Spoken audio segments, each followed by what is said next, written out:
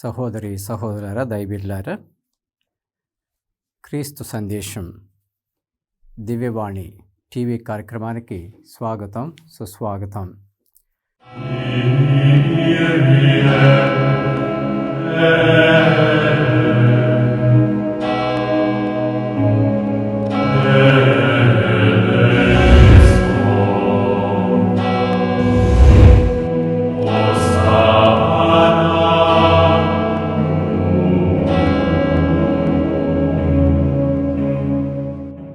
ప్రియమైన సహోదరి సహోదర దైవబిడ్డలారా, మన జీవితంలో బైబిల్ గ్రంథాన్ని చదవటం మొదలు పెడితే ప్రార్థనా జీవితం యొక్క గొప్పతనాన్ని అర్థం చేసుకుంటాం. యేసుక్రీస్తు ప్రభు చాలాసార్లు రకరకాల సమయాల్లో ఎలా ప్రార్థనలోకి వెళ్తున్నాడు అనేటటువంటిది మనం చూస్తూ ఉంటాం. నిరంతర ప్రార్థనా జీవితం యొక్క గొప్పతనాన్ని అర్థం చేసుకుంటే గనక మన జీవితాల్లో కృపావరాలను పొందుకోవచ్చు. దాంతోపాటు కూడా శిక్షణ అనేటటువంటిది కూడా, తర్ఫీదు అనేటటువంటిది కూడా మనలో జరుగుతూ ఉంటుంది. ఈరోజు చాలాసార్లు ప్రార్థన అనగానే అదొక మ్యాజిక్ లాగా కాకుండా శిక్షణ ఇచ్చేటటువంటి ప్రార్థనా జీవితం కూడా అనేటటువంటిది మనం అర్థం చేసుకుంటే, ఒకవైపు దేవుడు కృపావరాలు కుమ్మరిస్తాడు, దండిగా కుమ్మరిస్తాడు. దాంతోపాటు జీవితంలో శిక్షణ కూడా పొందుకోవడం అనేటటువంటిది కూడా ప్రార్థన ద్వారా ఎలా నేర్పిస్తాడు అనేటటువంటిది ఈరోజు మనం కొద్దిగా అర్థం చేసుకోవడానికి ప్రయత్నాలు చేద్దాం. ప్రియమైన సహోదరి సహోదర దైవబిడ్డలారా, యేసుక్రీస్తు ప్రభు మనందరం కూడా అర్థమయ్యే రూపంలో ప్రార్థనా జీవితాన్ని గురించి లూకా శుభవార్త 18వ అధ్యాయము 1వ వచనం నుండి చదువుతున్నాం. లూకా శుభవార్త 18వ అధ్యాయము 1వ వచనం నుండి చదువుతున్నాం. ఎల్లప్పుడూ ప్రార్థన సలుపుటకు నిరుత్సాహులు కాకుండా ఉండుటకు యేసు వారికి ఒక ఉపమానమును ఇట్లు చెప్పెను. మొట్టమొదటి వాక్యం, ఎల్లప్పుడూ ప్రార్థన సలుపుటకు నిరుత్సాహులు కాకుండా ఉండుటకు యేసు వారికి ఒక ఉపమానమును ఇట్లు చెప్పెను. ఒకానొక పట్టణమున న్యాయాధిపతి ఒకడు కలడు. అతడు దేవుడైనా భయపడడు, మానవులను లక్ష్యపెట్టడు. అచట ఒక వితంతు ఉండెను. ఆమె అతని వద్దకు వచ్చి, నాకు న్యాయము చేకూర్చుము, నా ప్రత్యర్థి నుండి కాపాడుము అని తరచుగా చెప్పుకొనుచుండేది. 4వ వచనంలో చదువుతున్నాను. అతడు కొన్నాళ్ళు ఆమె మొరను పెడచెవిన పెట్టెను. కానీ అతడు, నేను దేవునికి భయపడను, మానవులను గౌరవింపను. అయినను ఈ విధవరాలు నన్ను పీడించుచున్నందున ఈమె పదే వచ్చి నన్ను బాధ పెట్టకుండా ఉండుటకై ఈమెకు న్యాయమును చేకూర్చెదను అని తలంచెను. అంతటా యేసు ఇట్లా నేను, ఈ అవినీతిపరుడైన న్యాయాధిపతి ఏం పలికినో వింటిరి కదా. అట్లే రాత్రింబవళ్ళు తనకు మొరపెట్టుకొను తన ప్రజలకు దేవుడు న్యాయము చేకూర్చకుండా ఉండునా? వారికి న్యాయం చేయుట్లో ఆలస్యం చేయునా? దేవుడు త్వరలోనే వారికి న్యాయం చేకూర్చునని మీతో చెప్పుచున్నాను. అయినను మనుష్య కుమారుడు వచ్చినప్పుడు ఆయన అట్టి విశ్వాసం గల వారిని చూడగలుగునా అంటున్నాడు. యేసుక్రీస్తు ప్రభు రెండవ రాకడ వచ్చినప్పుడు అట్టి విశ్వాసం కలిగినటువంటి వాళ్ళని చూడగలుగునా అంటున్నాడు. ప్రియమైన సహోదరి సహోదర దైవబిడ్డలారా, ఈరోజు ప్రార్థన అనగానే అవును, దేవుడు కృపావరాలను కుమ్మరిస్తాడు, బహుగా కుమ్మరిస్తాడు. దానితో పాటు శిక్షణ అనేటటువంటి దగ్గరకు వచ్చేళ్ళకి ఎంతమంది నేర్చుకోవడానికి సిద్ధపడుతూ ఉంటాము. ఆ ప్రార్థన యొక్క గొప్పతనాన్ని అర్థం చేసుకోవటం, కృపావరాలు పొందుకోవడం ఒకటైతే, మన జీవితాన్ని ఎలా తర్ఫీదులో ఉంచి, శిక్షణలో ఉంచి ఒక గొప్ప జీవితం వైపు నడిపిస్తున్నటువంటి విషయాన్ని కూడా అర్థం చేసుకుంటే, ఈరోజు ప్రభు అంటున్నట్లుగా మనుష్య కుమారుడు వచ్చినప్పుడు, రెండవ రాకడ వచ్చినప్పుడు ఆయన అట్టి విశ్వాసం గల వారిని చూడగలుగునా అంటున్నాడు. చూసారా, దేవుడు మాత్రం కృపావరాలు కుమ్మరించాలని తపన పడుతున్నాడు. అయితే మనం అలాంటి విశ్వాసం కలిగిన వారిగా ఉండేటటువంటి పరిస్థితిలో ఉన్నామా అనేటటువంటి దగ్గర ఈరోజు కొన్ని విషయాలు నేర్చుకోవడానికి ప్రయత్నాలు చేద్దాం. ప్రియమైన సహోదరి సహోదర దైవబిడ్డలారా, గ్రేస్ అనేటటువంటి ఒక ఆమె కథోలికరాలు కాదు. ఆమె జీవితంలో ఎన్నో బాధలు పడుతూ ఉండగా దేవుడి దయ వలన ఆమె ఏదో ఒక చర్చిలోకి ఒకరోజు అట్లా వచ్చి దేవుడి ఎదుట, అయ్యా నేను నా ప్రార్థన ఆలకించయ్యా, ఇన్ని బాధలు ఉన్నాయి, నాకు ఇన్ని సమస్యలు ఉన్నాయని ప్రార్థన చేసుకుంటుండగా ఎందుకో ఒకరోజు అట్లా వెళ్తూ చర్చిలోకి వెళ్తే బాగుంటుందని చర్చిలోకి వచ్చింది. ఆ చర్చిలోకి రాగానే ఆమె అలాంటి ప్రార్థన చేసుకొని చాలాసేపు కూర్చొని ప్రార్థన చేసుకొని ఇంటికి వెళ్ళింది. దేవుడి దయ వలన చాలా చాలా సమస్యలు తొలగిపోయినాయి. ఆమె జీవితంలో చాలా విషయాలను అర్థం చేసుకుంది. ఇక ప్రార్థన అంటే ప్రాణంగా తీసుకున్నది. ఇక అన్ని అద్భుతాలు జరిగాలకి ఆమె కథోలికరాలు క్రైస్తవురాలు కాకపోయినా కానీ చర్చికి పరుగులు తీసుకుంటూ రావటం మొదలుపెట్టింది. ఇంకా చిన్న చిన్నగా బ్యాప్టిజం అంటే ఏంటి ఇలాంటివన్నీ కూడా పొందుకున్నది. ఇక చిన్నగా ఆమె జీవితం ఎలాగున్నదంటే ప్రార్థన చేయాలి, ఎంతోమంది కోసం ప్రార్థన చేయాలి, దేవుడి వైపుకు ఎన్నో ఆత్మలు రక్షింపడేటట్లుగా చేయాలని తపనలో చిన్నగా రకరకాలుగా ఎదుక్కుంటూ వస్తున్నది. నిరంతర ప్రార్థనగా ఉండి ఎడతెరిపోయిన ప్రార్థనలో ఉంటూ చివరికి వాళ్ళ పిల్లల్లో ఒకరిని గురువు అవటానికి కూడా తయారు చేసి సెమినరీకి పంపించింది. ప్రియమైన సహోదరి సహోదర దైవబిడ్డలారా, జీవితంలో ఆమె క్రైస్తవురాలు కథోలికరాలు కాకపోయినా కానీ ఏ విధంగా ఒకరోజు ఎట్లాగనో ఎందుకో అట్లా వెళ్తూ చర్చిలోకి వెళ్ళి ప్రార్థన చేసుకుందామని వచ్చింది. ఆ తర్వాత నుంచి ఆమె జీవితంలో ఎన్నో శ్రమలు, కష్టాలు, బాధలు పక్కకి వెళ్ళిపోయినాయి. ఇక ఆమె చిన్నగా జీవితం అంటే ఏంటో ఎంత ఎత్తుకు ఎదుగుతుందో చూసారా. అందరి కోసం ప్రార్థన చేయాలని తపన, ప్రార్థనా బిడ్డగా ఉండాలని తపన, బ్యాప్టిజం అవి ఇవి తీసుకున్నది. ఆ తర్వాత బిడ్డల్లో ఒకరిని గురువు అవటానికి కూడా పంపించింది. ఇవన్నీ చేస్తున్నది. అలా కొంతకాలం జరిగింది. అనుకోకుండా ఒకరోజు వ్యాధిగ్రస్తురాలు అవుతుంది. వ్యాధితో బాధపడుతుంది, అనారోగ్యంతో బాధపడుతున్నది. ఇక ఆసుపత్రిలో కూడా జాయిన్ చేశారు. ఆమె కన్నీటితో ప్రార్థన చేస్తుంది. డాక్టర్లు చెప్పారమ్మా, నువ్వు ఎంతో కాలం బతకవు, నువ్వు చనిపోతావు త్వరలో, నీ అనారోగ్యం ఇట్లా ఉన్నది అని ఆమెకి త్వరలో మరణిస్తావని కూడా చెప్పారు. ఆమె మాత్రం కన్నీటి ప్రార్థన చేస్తుంది. దేవా, ఎందుకు ఇట్లా నేను సిక్ అయ్యాను, ఎందుకు ఇట్లా వ్యాధిగ్రస్తురాలయ్యాను, నా మీద దయచూపు అంటూ అలాంటి ప్రార్థన చేస్తూ ఉంది. ఓ రాత్రి అనుకోకుండా హాస్పిటల్లోనే ఆమె ఒక దర్శనాన్ని పొందుకుంటుంది. ఆ దర్శనంలో మహిమతో ప్రజ్వరిల్లుచున్న దేదీప్యమానంగా ఉన్న యెరూషలేం పట్టణాన్ని ఆమె చూస్తుంది. ప్రజ్వలిస్తున్నటువంటి ఆ యెరూషలేం పట్టణాన్ని చూస్తుంది. ఆమె అవధుల్లేని సంతోషంతో, ఆనందంతో, ప్రభు, ఇప్పుడే నేను ఆ పట్టణంలోనికి రావడానికి సిద్ధమవుతున్నాను, నన్ను తీసుకెళ్ళండి అంటున్నది. ఇప్పుడే రావాలని ఉత్సాహంగా ఉన్నది అంటూ ఇప్పటి వరకు ఆ రోగం ఎందుకు వచ్చింది అనేది బాధపడుతున్నది.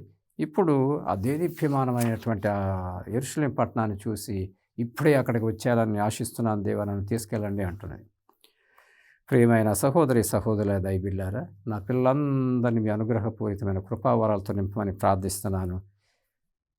అయితే ప్రభు అంత సంతోషంగా కనపడలేదు, అంత సంతోషంగా లేడు.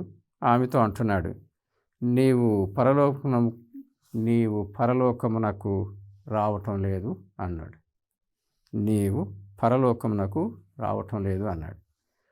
నరకానికే వెళ్తున్నావు అంటున్నాడు.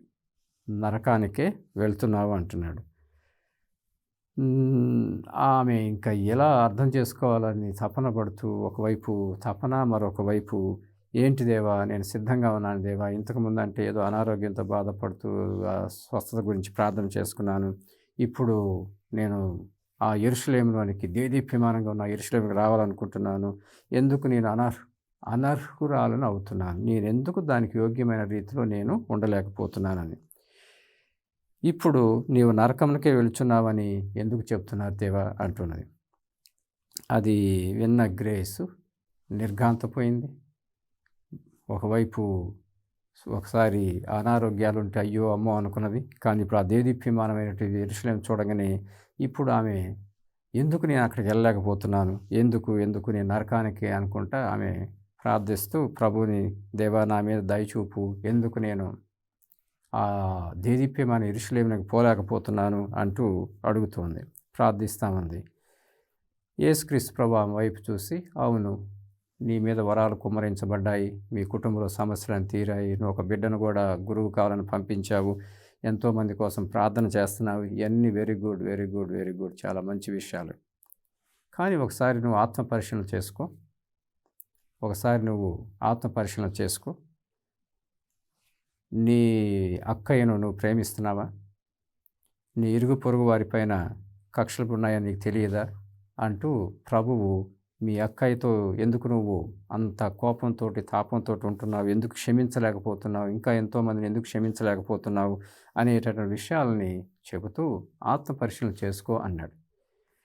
ఇక అప్పుడు ఆమెకు అర్థమైంది, అవును ఒకవైపు నిజమే, దేవుడి నుంచి ఎన్నో కృపావరాలు పొందుకున్నాను, సమస్యలన్నీ తీరిపోయినాయి, చాలా వరకు నేను చాలా గొప్పదానిగా ఎంతోమంది కోసం ప్రార్థన చేస్తున్నాను, బ్యాప్టిజం తీసుకున్నాను, మా పిల్లలని ఒకని గురువు కావాలని కూడా తపనతోటి పంపించాను, ఇవన్నీ ఒకవైపు నిజం. మరొక వైపు కొంతమందిని నేను ద్వేషిస్తున్నాను, కొంతమందిని ద్వేషిస్తున్నాను అని తెలుసుకొని ఆమె, ప్రభువా దయచేసి నన్ను ఇప్పుడే తీసుకెళ్ళబాకు, నా పాపంలో నేను గ్రహిస్తున్నాను, ఇప్పుడు నేను అందరితో సమాధానపడి సఖ్యతపడి నిజమైనటువంటి పాప సంకీర్తనం చేసి అప్పుడు సిద్ధమవుతాను అని దేవుడి ముందు, యేసుక్రీస్తు ప్రభు ముందు మొరపెట్టుకుంటుందంట. ప్రియమైన సహోదరి దైవబిడ్డలారా, యేసుక్రీస్తు ప్రభు ఆ దర్శనము దేదీప్యమానంగా వెలుగొందుతున్నటువంటి ఆ దర్శనము మాయమైపోయినవి. ఆమె లేచి కూర్చున్నది. వెంటనే వాళ్ళ అబ్బాయిని పిలిపించి, అయ్యా మీ పెద్దమ్మని పిలిపించు, వెంటనే రమ్మని చెప్పు అని చెప్తూ వాళ్ళ పెద్దమ్మని రమ్మని చెప్పింది, వాళ్ళ అక్కయ్యని రమ్మని చెప్పింది. ఆమె హాస్పిటల్కి వచ్చింది. ఈమె వస్తూ ఉండగానే ఈమె ఎదురు చూస్తూ ఉన్నది. రాగానే కౌగిలించుకున్నది, నన్ను క్షమించమని వేడుకున్నది. నీకు నాకు మధ్య మనస్పర్ధలు ఉన్నాయి, వాటన్నిటిని తొలగించుకుంటే మంచిది, నన్ను క్షమించు అని ప్రాధేయపడుతున్నది. వాళ్ళ అక్కయ్య కూడా విస్తుపోయింది. విచిత్రంగా ఆమె వైపు చూసి, నేను క్షమిస్తున్నాను, నన్ను కూడా క్షమించు అంటూ ఇద్దరు అక్కా చెల్లెళ్ళు క్షమాగుణాలని ఎలా కనపరుచుకుంటున్నారో చూడండి. ఆ తర్వాత గొప్ప విషయం ఏంటంటే, వాళ్ళ అక్కయ్య వెంటనే మారు మనసు పొందుకొని నేను కూడా యేసుక్రీస్తు ప్రభువులోనికి రావాలి అంటుందంట. నేను కూడా యేసుక్రీస్తు ప్రభువులోనికి రావాలి అని. ప్రియమైన సహోదరులారా, కొద్ది క్షణాలు విరామం తీసుకుందాం.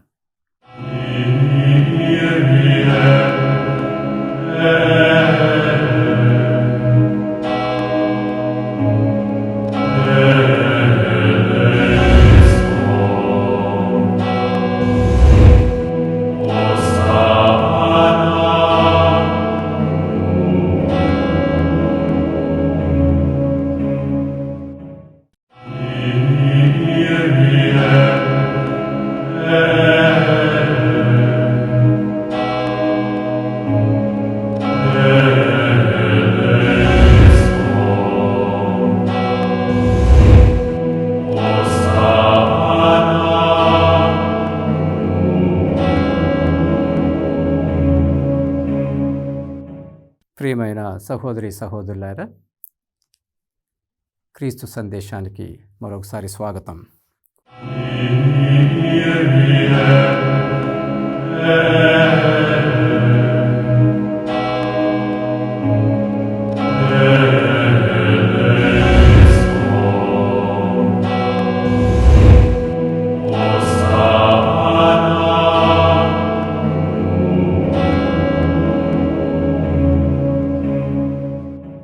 ప్రియమైన సహోదర దైవబిడ్డలారా, ఈరోజు మనము ప్రార్థనా జీవితం యొక్క గొప్పతనాన్ని అర్థం చేసుకుని ప్రభు ఏ విధంగా ప్రార్థనా జీవితాన్ని గురించి మాట్లాడుతూ, అవును దేవుడు కృపావరాలు ఎన్నో కుమ్మరిస్తాడు, మరొక వైపు ప్రార్థన అంటే కూడా శిక్షణ అనేటటువంటిది నేర్చుకోండి, తర్ఫీదు లాంటిది అని కూడా నేర్చుకోండి అని ఈరోజు మనం చెప్తున్నాను.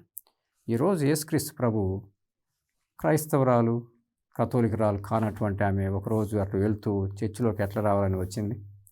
ఆ తర్వాత చర్చిలోకి రాగానే ఆమె సమస్యలను చెప్పుకొని ఏడుస్తూ దుఃఖిస్తూ ఉండగా ఆమె సమస్యను ఎలా దేవుడు తొలగించాడు. ఆ తర్వాత ఆమె అది గొప్పగా చెప్పుకొని తన జీవితంలో బాప్తిస్వం పొందుకొని ప్రార్థనా జీవితంలోనికి వచ్చి ఎంతోమంది కోసం ప్రార్థన చేయాలని తపనతో ఉంటూ పిల్లలు కూడా తయారు చేసి ఒక అబ్బాయిని గురువు కావాలని తయారు చేసింది. అన్నీ కూడా జరుగుతూ ఉండగా శిక్షణ దగ్గరికి వచ్చేలకి ఆమెకు అనారోగ్యం రావటం ఆమెకి అంతుబట్టలేదు.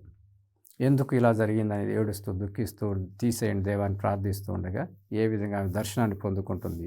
యెరూషలేం, ఆ యెరూషలేం నగరం దేదీప్యమానంగా వెలుగొందటం, అయితే నువ్వు దీంట్లోకి రావటం లేదని ప్రభు అనటం, ఇవన్నీ చూసి ఆ తర్వాత ఆమె జీవితంలో నిజమైన ఆత్మ పరిశీలన చేసుకునే సందేశాన్ని ఎలా పొందుకున్నది, వాళ్ళ అక్కయ్యని ఎలా క్షమించింది, వాళ్ళ అక్కయ్య కూడా ఎలాగా నేను తిరిగి నీలాగని నేను కూడా యేసుక్రీస్తు ప్రభు నమ్ముతున్నాను విశ్వసిస్తున్నాను ఎలా అంటున్నది.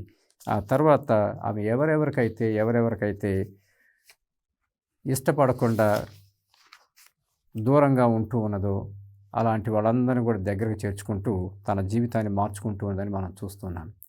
ప్రియమైన సహోదరి సహోదర దైబిళ్ళారా, ప్రార్థన అనగానే అవును దేవాదేవుడు కృపావరాలను దండిగా కుమ్మరిస్తాడు మన పైన.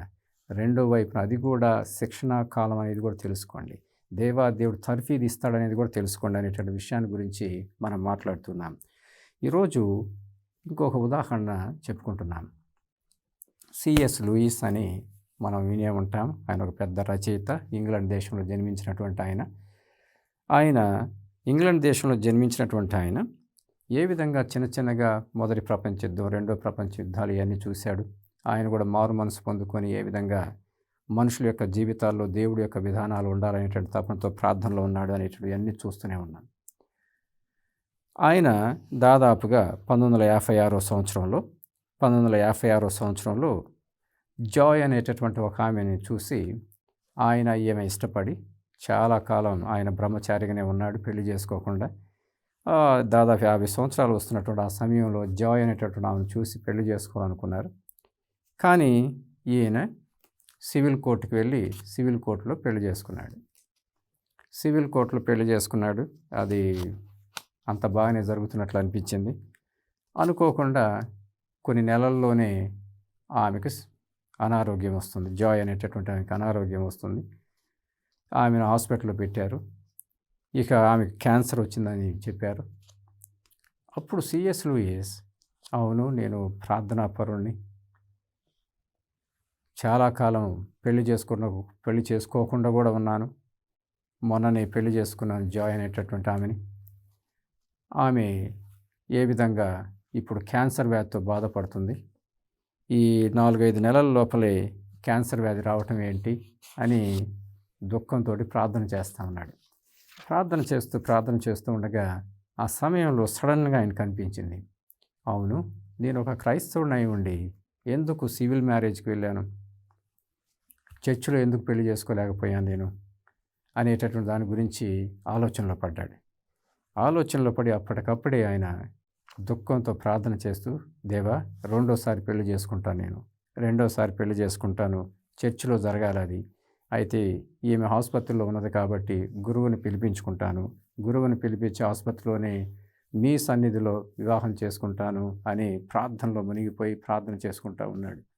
ఇక అది వచ్చి ఆయన భార్యకి జాయ్కి చెప్తాడు, మనం రెండో పెళ్లి చేసుకోవాలి, ఎందుకు అనవసరంగా సివిల్ మ్యారేజ్ చేసుకున్నట్లే వెళ్ళాం, మనం నిజమైనటువంటి దైవ చిత్తానుసారంగా జరిగే పెళ్ళిని మనం చేసుకోవాలనేటటువంటిది నేను అనుకుంటున్నానని ఇద్దరు కూడా గురువుని పిలిపించుకొని ఆసుపత్రిలో ఆమె మంచం పైన ఉండగా పెళ్లి చేసుకుంటున్నారు రెండోసారి. దేవుడి దయ కృపావరాలు ఎలాగ ఉన్నాయి అంటే కనుక ఎందుకో కానీ ఆమె సడన్గా స్వస్థతను పొందుకొని విచిత్రంగా ఆమె మరుసటి రోజు నుంచి లేచి తిరగటం మొదలు పెడుతుంది. ఇక ఆ తర్వాత కొన్ని సంవత్సరాల వాళ్ళు బాగానే ఉన్నారు అనేటటువంటిది సిఎస్ లూయిస్ రాస్తూ మనందరికి గుర్తు చేస్తున్నాడు.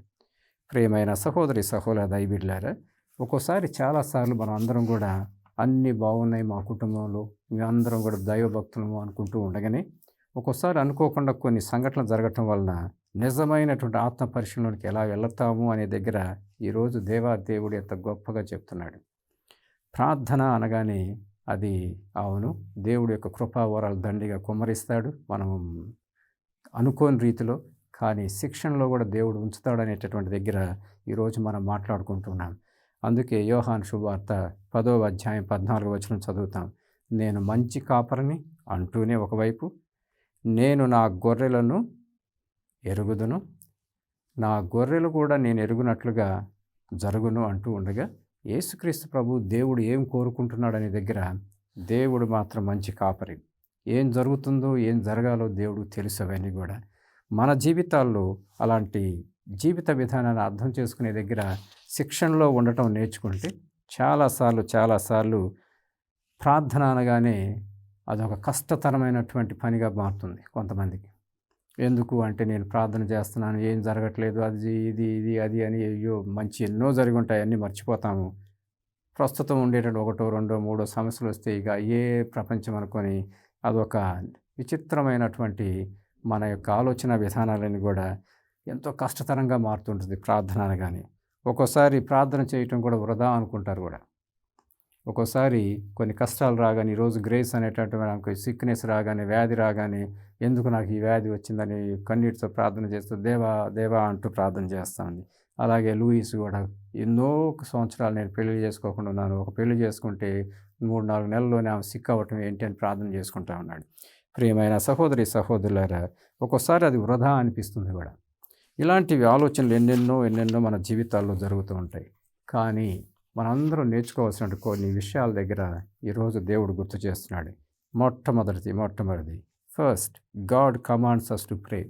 దేవుడు మాత్రం మనందరినీ అంటూనే ఉన్నాడు, సదా ప్రార్థనలో ఉండండి, ప్రార్థించండి అని. అలాగనే దేవుడు కూడా హింసించే వారి కొరకు కూడా ప్రార్థన చేయండి అంటున్నాడు. మిమ్మల్ని హింసించే వారి కొరకు కూడా ప్రార్థన చేయండి అంటున్నాడు. ప్రార్థన గురించి కూడా పరలోక తండ్రి, మా యొక్క తండ్రి అనేటువంటి గొప్ప ప్రార్థనని, పరలోకమందుడు మా యొక్క తండ్రి ప్రార్థన కూడా నేర్పిస్తూ ఉన్నాడు దేవుడు. ప్రియమైన సహోదర దైవబిడ్డలారా, ఈరోజు ఈ విషయాల గురించి మాట్లాడుతుండగా మనం అందరం కూడా ప్రార్థన అంటే తర్ఫీదు, శిక్షణ ఇచ్చే పాఠశాల అని కూడా తెలుసుకోండి అంటున్నాడు. ప్రార్థన అంటే తర్ఫీదు, శిక్షణ ఇచ్చే పాఠశాల అని కూడా తెలుసుకోండి అంటున్నాడు. ఎందుకంటే చాలాసార్లు మన జీవితంలో అంత మానవ రూపంలో ఆలోచన చేస్తూ మన కోరికలు ఈ కోరికలు వైపు నడుస్తుంటుంది. నేను ఎలాగున్నాను, దేవుడి సన్నిధిలో ఎలాగున్నాను, గ్రేస్ ఏ విధంగా అయితే ఆ దేదీప్యమైన యెరూషలేము దర్శనాన్ని పొందుకొని వెంటనే వస్తాను దేవా, అన్నీ మర్చిపోయింది, గిక్నెస్ అన్నీ మర్చిపోయి వెంటనే వస్తాను దేవా అంటుంది. కానీ నువ్వు అర్హురాలు కాదు అంటుంది. ఈరోజు ఆ శిక్షణ, ఆ తర్ఫీద్ అనే పాఠశాలలో మనం ఉండి నేర్చుకోవాల్సిన విషయాల గురించి మనందరం కూడా ఆ శిక్షణలో ఉంటే భావోద్రేకాలను నియంత్రించగలిగే శక్తికి వస్తాం. కోపతాపాల నుంచి బయటపడుతూ ఉంటాం. లేకపోతే చిన్న విషయం జరిగినా కానీ ఇతరులపైన కోపతాపాలు, ప్రార్థన మాత్రం చేస్తూ ఉంటాం, కానీ జీవితం మాత్రం మారకుండా అలాగనే వెళ్తుంటుంది. అందుకే సాధుశీలుగా ఉండేటట్లు ఈ ప్రార్థన అనేటటువంటి జరిపిస్తుంది అనేటటువంటిది మనం నేర్చుకోవాలి. భావోద్రేకాలు, కోపతాపాలు వీటన్నిటిని వదులుకుంటూ చిన్నగా నేను సాధుశీలుని, వినమ్ర హృదయుడని ప్రభు అంటున్నాడు. చూసారా, అలాంటి గొప్ప గుణంలోనికి వచ్చి హింసించు వారి కొరకు కూడా ప్రార్థన చేసేటటువంటి విధానంలోని మన జీవితం ఎలాగొస్తుంది అనేటటువంటి శిక్షణలో ఉండటం నేర్చుకోండి అనేటటువంటిది దేవుడు మనందరికి కూడా గుర్తు చేస్తున్నాడు. ప్రియమైన సహోదర దైవబిడ్డలారా, ఈరోజు ప్రార్థన గురించి మాట్లాడుతుండగా ఈరోజు కొన్ని విషయాల గురించి, ప్రార్థనలో ఉన్న గొప్పతనాన్ని గురించి, పాఠశాలలో నేర్చుకోవాల్సిన కొన్ని విషయాల గురించి మనం అందరం కూడా మననం చేద్దాం. మొట్టమొదటిది, ప్రేయర్ హెల్ప్స్ యూ డెవలప్ ఆ రిలేషన్షిప్ విత్ గాడ్. దేవునితో అవినాభావ సంబంధం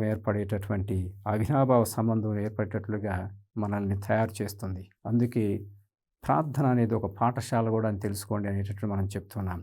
దేవునితో అవినాభావ సంబంధం ఏర్పడటం, పవిత్రమైన ప్రేమ, ఆప్యాయత, అనురాగాలతో కూడిన అవినాభావ సంబంధం అది ఎప్పుడు ఏర్పడుతుందంటే కనుక బైబిల్ గ్రంథం ఎంత చక్కగా యేసుక్రీస్తు ప్రభు 5వ అధ్యాయం, మత్తయి శుభవార్త 5వ అధ్యాయం నుంచి చెప్పుకుంటూ వస్తున్నాడు. 5వ అధ్యాయం చెప్పుకుంటూ చాలా విషయాలు చెప్పుకుంటూ వస్తున్నాడు. పవిత్రమైన అవినాభావ సంబంధం ఏర్పడాలంటే ఎలాగుంటుందనేది. రెండోది, ప్రియమైన సహోదరులారా, prayer helps you gain and understanding of God's loving nature. దేవుడి యొక్క ప్రేమ